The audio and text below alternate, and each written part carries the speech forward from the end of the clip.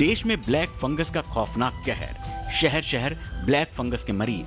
खतरनाक बात, black fungus का अलग अलग तरह का इन्फेक्शन। ये इन्फेक्शन भी कोरोना की तरह रूप बदलता नजर आ रहा है। सूरत में ब्लैक फंगस का हैरान करने वाला मामला, बगैर लक्षण ब्रेन में म्यूकर माइकोसिस का इन्फेक्शन। सूरत के इस केस ने तमाम डॉक्टरों को हैरान करके रख दिया है। शहर के सिम्स हॉस्पिटल में इस एक्सरे रिपोर्ट और मरीज की बायोप्सी रिपोर्ट को देखकर डॉक्टर हैरान है। हैरान इस बात को लेकर कि जिस मरीज के मस्तिष्क में उन्होंने सामान्य गांठ या सूजन की शिकायत नजर आ रही थी, दरअसल वो गांठ नहीं बल्कि ब्लैक फंगस है।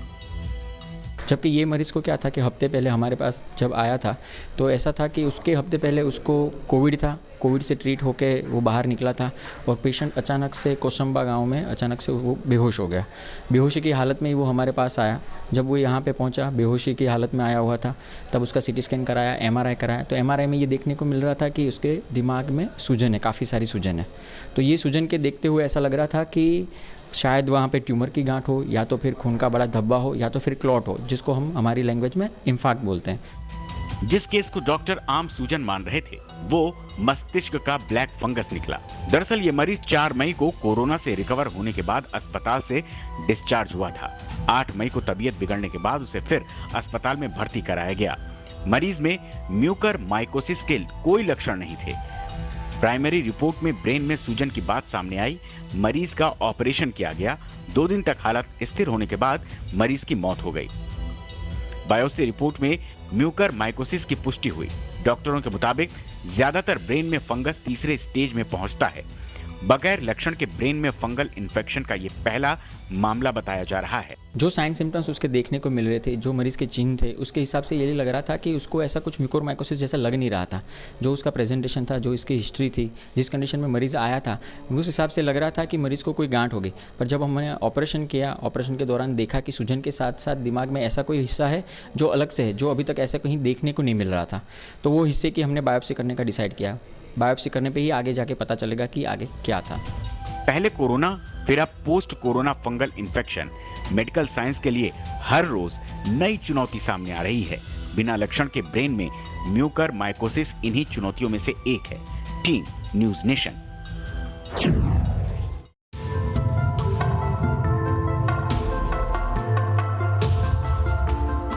कोरोना से निपटे, लेकिन ब्लैक फंगस ने जकड़ लिया, और ऐसे जकड़ा कि जिंदगी मौत से भी बदतर हो गई। अहमदाबाद, लखनऊ, मुंबई, जयपुर, हर शहर से आई तस्वीर बता रही है कि स्थिति काफी भयंकर होती जा रही है। महाराष्ट्र में ब्लैक फंगस का खतरा। हर लहर में कोरोना का हॉट स्पॉट बना राज्य महाराष्ट्र ब्लैक फंगस के संक्रमण में भी आगे दिख रहा है।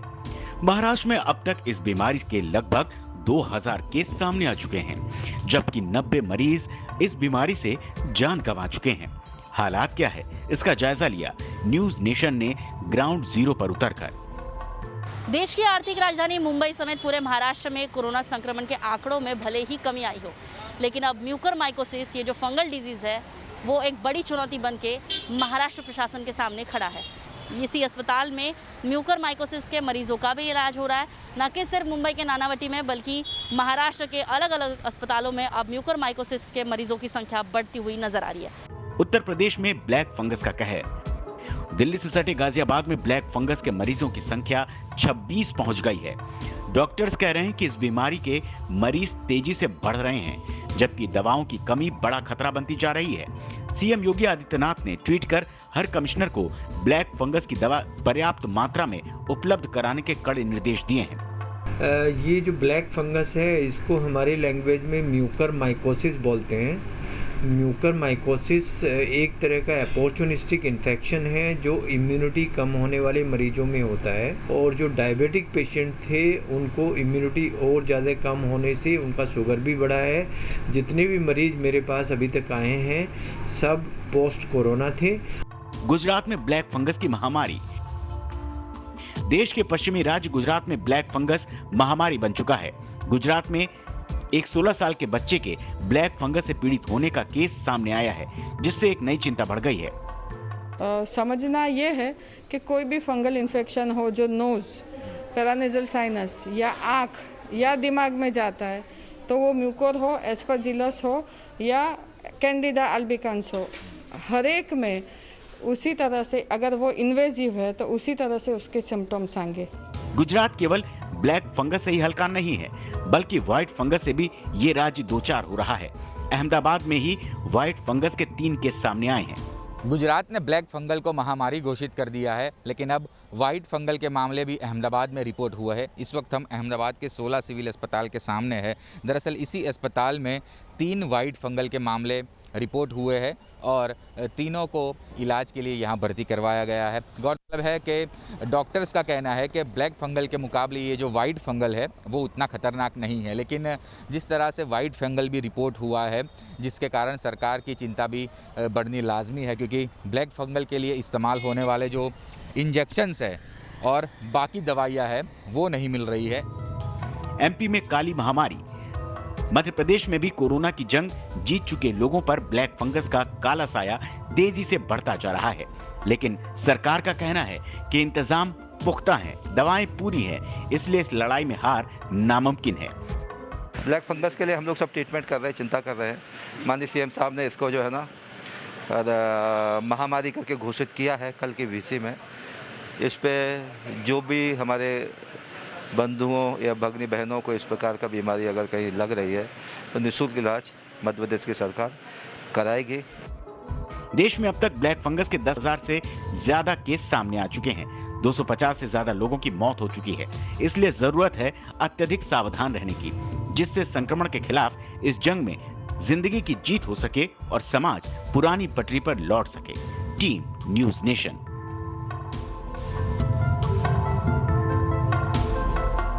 20 दिन में कोरोना के मामलों में कमी, नए केस के मुकाबले ज्यादातर लोग रिकवर कर रहे हैं। 20 दिनों में करीब 8 लाख एक्टिव केस कम हुए हैं। अब सिर्फ 7 राज्यों में 10,000 से ज्यादा केस आए हैं। 22 स्टेट्स ऐसी हैं जहां पर रिकवरी जितने डेली केसेस रिपोर्ट हो रहे हैं उससे अधिक है। ऐसी केवल 7 ही स्टेट्स है जहां पर 10,000 से अधिक केसेस आ रहे हैं और 6 स्टेट्स ऐसी हैं जहां 5,000 से 10,000 के बीच में केसेस आ रहे हैं। 6 स्टेट जहां से की अधिक संख्या में नोट की जा रही हैं वह महाराष्ट्र, कर्नाटक, तमिलनाडु, यूपी, पंजाब और दिल्ली से नोट की गई हैं। कोरोना रोकने के लिए सरकार कंटेनमेंट जोन बनाने पर जोर दे रही है। लगातार टेस्टिंग बढ़ाए जा रहे हैं। सरकार का कहना है कि इसका असर भी हो रहा है। वैक्सीन को लेकर भी सरकार अच्छी खबर दे रही है। सरकार का कहना है कि वैक्सीन की बर्बादी कम हुई है। सरकार के मुताबिक कोविशील्ड के खराब होने की दर 1 मार्च को 8% थी, जो घटकर 1% हो गई है। इसी दौरान कोवैक्सीन के खराब होने की दर 17% से घटकर 4% हो गई है। इस बर्बादी को शून्य तक लाने की कोशिश की जा रही है। Team news nation. आज से दिल्ली में युवाओं का वैक्सीनेशन बंद हो गया है। केंद्र सरकार ने युवाओं के लिए जितने वैक्सीन भेजे थे वो ख़त्म हो गए हैं, इसीलिए युवाओं के वैक्सीनेशन सेंटर आज से बंद किए जा रहे हैं। कुछ एक वैक्सीन की डोजेस बची हैं, वो कुछ एक सेंटर्स में दी जा रही हैं, वो भी शाम तक ख़त्म हो जाएंगी। कल से युवाओं के वैक्सीनेशन के सभी सेंटर बंद हो जाएंगे। दिल्ली के मुख्यमंत्री अरविंद केजरीवाल दिल्ली में 18 से 44 साल के युवाओं के लिए वैक्सीनेशन बंद करने का ऐलान कर चुके हैं। अरविंद केजरीवाल ने वैक्सीन को लेकर केंद्र सरकार पर वार किया है। उन्होंने प्रधानमंत्री को चिट्ठी लिखकर वैक्सीन प्रोडक्शन भेजने की सलाह दी है।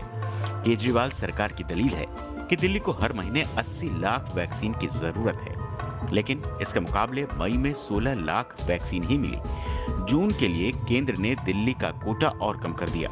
जून में हमें केवल 8 लाख वैक्सीन दी जाएगी। अगर हर महीने केंद्र से 8 लाख वैक्सीन मिली तो दिल्ली के युवाओं को वैक्सीन लगने में 30 महीने से ज्यादा लग जाएंगे। दिल्ली के वैक्सीनेशन सेंटर्स का क्या हाल है, इसका जायजा न्यूज़ नेशन संवाददाता ने लिया। दिल्ली में जब 18 वर्ष से और 44 वर्ष के बीच के आयु वर्ग का वैक्सीनेशन यानी टीकाकरण शुरू हुआ तो दिल्ली सरकार ने बहुत से स्कूलों को टीकाकरण केंद्र में बदला था। बाकायदा ये कहा गया था कि आपकी सरकार यानी अरविंद केजरीवाल की सरकार दिल्ली वालों का मुफ्त में टीकाकरण करेंगे। और सड़क के ठीक उस पार है जहां दीनदयाल उपाध्याय अस्पताल है और दिल्ली का तीसरा सबसे बड़ा कोविड हॉस्पिटल है।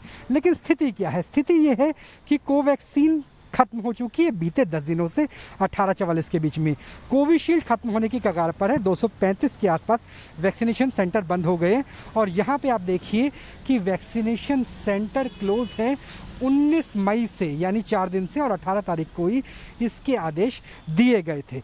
अंदर आपको तस्वीरें भी दिखाना चाहेंगे कि देखिए किस तरीके से सोशल डिस्टेंसिंग का पूरा प्रबंध किया गया था, लेकिन जब वैक्सीनेशन साइट ही बंद है, सेंटर ही बंद है, तो स्थिति होगी कैसे।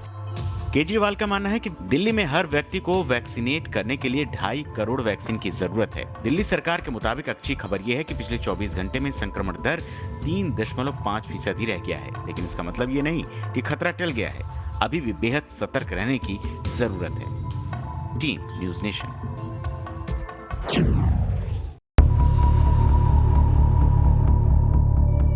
कोरोना की दूसरी लहर का कहर हिंदुस्तान के गांवों ने भी देखा है। कोरोना को रोकने के लिए गांवों में वैक्सीनेशन जरूरी है। गांवों में वैक्सीनेशन की स्थिति क्या है, किस तरह चल रहा है वैक्सीनेशन, इसको समझने के लिए न्यूज़ नेशन पहुंचा ग्राउंड जीरो पर। पंजाब में 100% वैक्सीनेशन करवाने वाले गांवों में सरकार की तरफ से सम्मानित करने का ऐलान किया गया, लेकिन इसका क्या असर हुआ? क्या ग्रामीणों में वैक्सीन को लेकर झिझक खत्म हो चुकी है? स्वास्थ्य कर्मी पहुंच रहे हैं? वैक्सीन पर्याप्त मात्रा में मौजूद है या नहीं? इसके लिए न्यूज़ नेशन पंजाब के गांव में पहुंचा।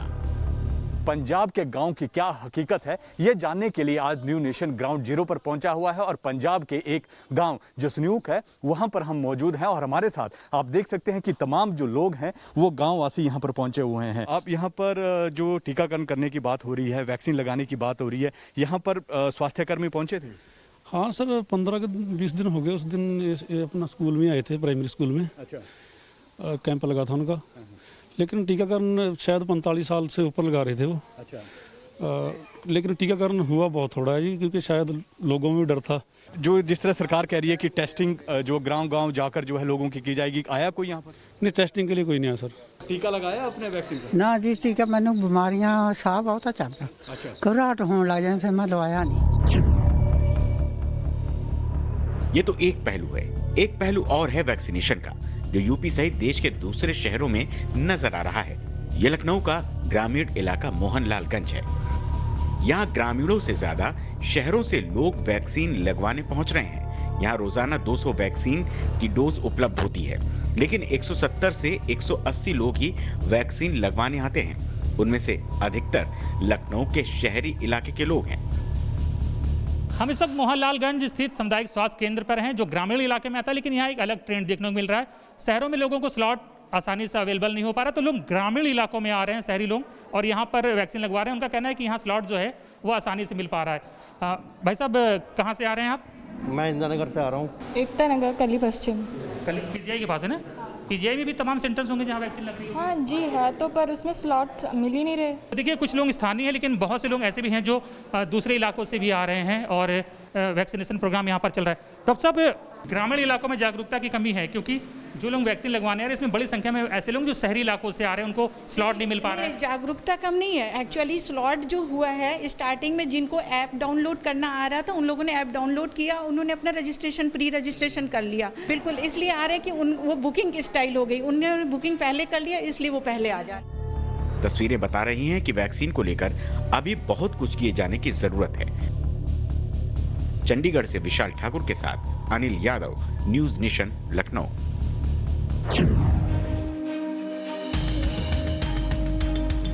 कोरोना को हराना है तो टेस्टिंग जरूरी है। देश में टेस्टिंग बढ़ाने के लिए काफी कोशिशें हो रही हैं। दूसरी लहर पर काबू पाने के लिए टेस्टिंग पर पूरा जोर दिया जा रहा है। बीते 4 दिनों से देश में रोजाना 20 लाख से ज्यादा कोरोना टेस्ट। कुछ दिनों पहले तक भारत में कोरोना टेस्टिंग को लेकर सवाल उठाए जाते थे, लेकिन टेस्टिंग में अब भारत नंबर 1 बन चुका है। पिछले 24 घंटे में देश में रिकॉर्ड 20,66,285 लोगों का कोरोना टेस्ट किया गया। ये सिर्फ भारत में ही नहीं, बल्कि दुनिया में एक दिन में किए गए टेस्ट का सबसे बड़ा आंकड़ा है।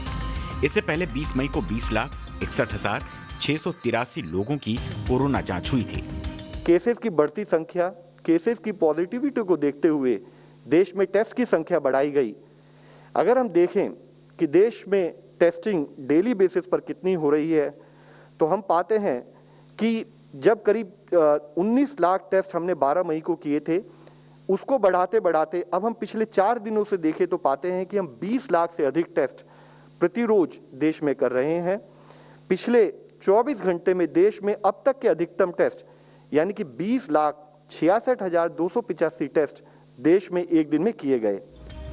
एक्सपर्ट शुरू से कोरोना कंट्रोल के लिए टेस्टिंग बढ़ाने की मांग करते आए हैं। देश के तमाम राज्य जांच पर जोर दे रहे हैं। यूपी में सबसे ज्यादा 4.6 करोड़ टेस्टिंग की जा चुकी है। महाराष्ट्र में अब तक 3.2 करोड़ टेस्ट किए गए हैं। राहत की बात यह है कि जैसे जैसे देश में टेस्टिंग बढ़ाई जा रही है, पॉजिटिविटी रेट में भी कमी देखी जा रही है। 4 मई को जो पॉजिटिविटी रेट 24.8% था, 21 मई को यह घटकर 12.5% पर पहुंच गया है। Team news nation. आज पूरे विश्व में सबने नाम लिख दिया है इंडियन वेरिएंट कोरोना। ये आग लगाने का मौका है। जी सर। काम में आग लगाओ। ये सरकार ऐसा कर रही है, बराबर कर रही है। बार बार विवादित बयान। एक बार मध्य प्रदेश के पूर्व सीएम कमलनाथ के इस बयान पर विवादों का बवंडर खड़ा हो गया है। कमलनाथ उज्जैन के दौरे पर थे। यहाँ उन्होंने बाबा महाकाल की पूजा की। इसके बाद स्वर्गीय कांग्रेस नेता सुल्तान शाह काला के घर पहुंचकर उन्हें श्रद्धांजलि दी। प्रेस कॉन्फ्रेंस में कमलनाथ ने शिवराज सरकार को कटघरे में खड़ा किया। उन्होंने सरकार पर मौत का आंकड़ा छिपाने का आरोप लगाया। छिपाने और दबाने का काम हो रहा है। ये टेस्ट बदल दो, टेस्ट मत करो, कोविड के आंकड़े गलत बताओ। ये प्रदेश को, देश को और पूरे विश्व को गुमराह करने का ये प्रयास है कि भारत के आंकड़े बिल्कुल गलत हैं। WHO छाप रहा है, हमें शर्म आनी चाहिए। इससे पहले कमलनाथ के वीडियो ने राज्य की राजनीति में भूचाल ला दिया। इस वीडियो को मध्य प्रदेश बीजेपी ने जारी किया। वीडियो में पूर्व मुख्यमंत्री कमलनाथ का एक वर्चुअल मीटिंग में कांग्रेस कार्यकर्ताओं से किसानों के मुद्दे पर बात कर रहे थे। बातचीत में उन्होंने जो बयान दिया वो हैरान करने वाला था। किसानों के बीच में आ रही है सर, तुम लोग को आग लगानी है जी। कहा था ये आग लगाने का मौका है और ये व्यक्ति किसानों के साथ न्याय होगा, ये तो पहली लड़ाई जी सर। काम में आग लगाओ। ये सरकार ऐसा कर रही है, बराबर कर रही है। कमलनाथ की तरफ से लगातार आ रहे तल्ख बयानों पर बीजेपी की तरफ से पलटवार किया जा रहा है।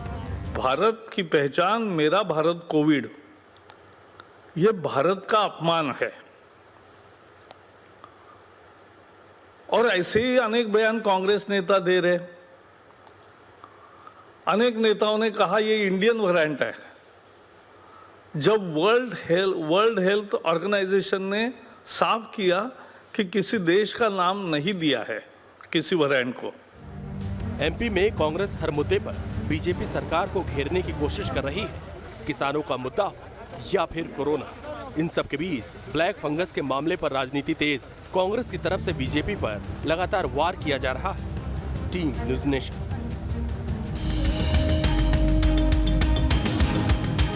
नंदीग्राम से चुनाव हारी ममता बनर्जी भवानीपुर से उपचुनाव लड़ेंगी। विधानसभा चुनाव के जरिए ममता बनर्जी ने एक बार साबित कर दिया है कि बंगाल में खेला उन्हीं का चलेगा।